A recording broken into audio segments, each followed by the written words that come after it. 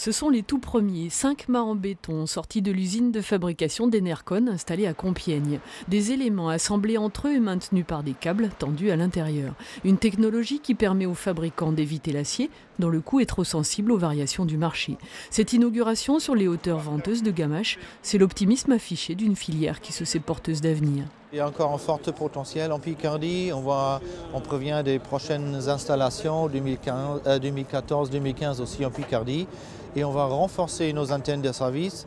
Nous avons ici Oust-Marest, mais nous avons ouvert aussi une antenne à Amiens.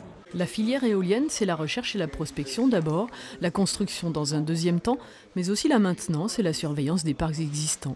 Ici, en Picardie-Maritime, Énergie-Tim a installé un de ces 2 centres de conduite. Des opérateurs surveillent à distance le bon fonctionnement et la performance de machines installées dans toute la France, mais avant tout en Picardie. Effectivement, on a développé beaucoup en Picardie. Donc on a la plupart de nos installations à moins de 2 heures de la pépinière d'Oust-Marest.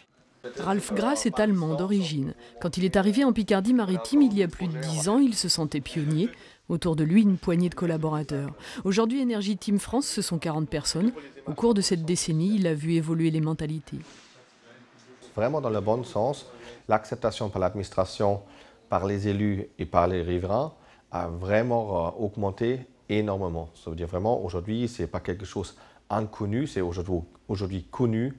Et chacun sait qu'est-ce qu'une éolienne. Et tous les fantasmes qu'on peut avoir si on n'a jamais vu une éolienne, ils ont disparu.